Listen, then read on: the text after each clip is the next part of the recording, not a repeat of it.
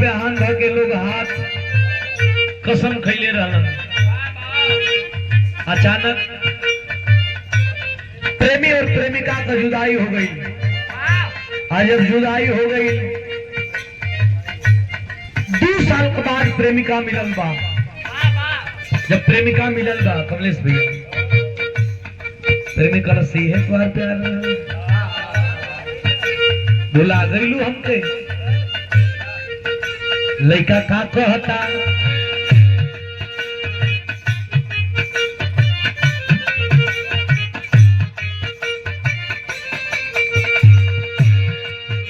अरे वादा सब खयाल बहो रुवाला से अखिया लाल बहो।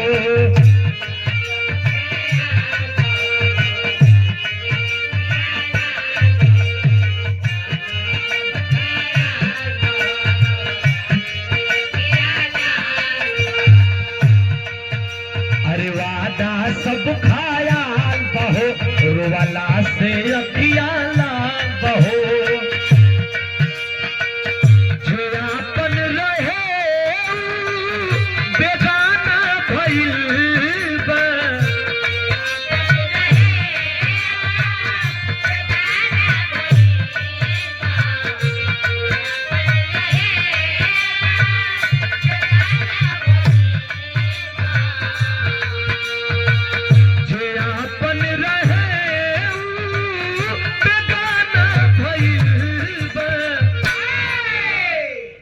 अरे सनम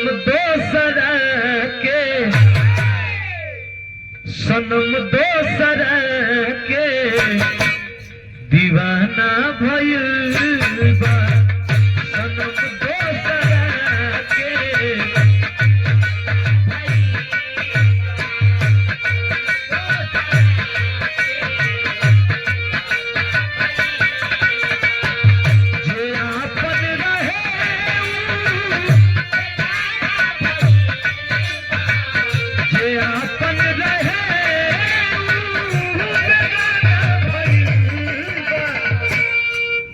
अरे सनम दोसर के जाहर जाए। अरे सनम दोसर के दीवाना भइल बा। सनम दोसर के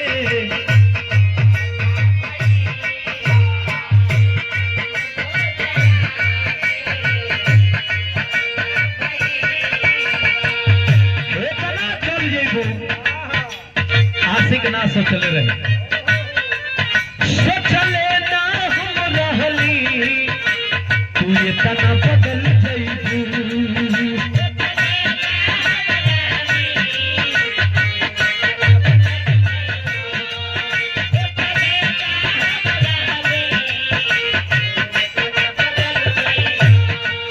धड़कन में रहे वाला दिलवे से निकल जइबू।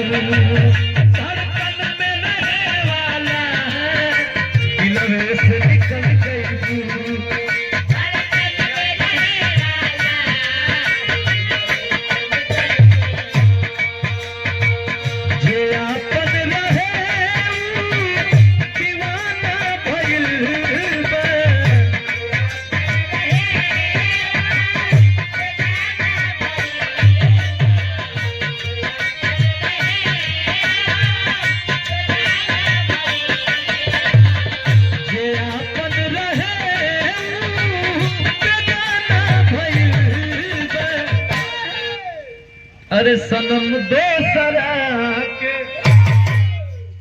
अरे सनम दोसर के दीवाना भइल।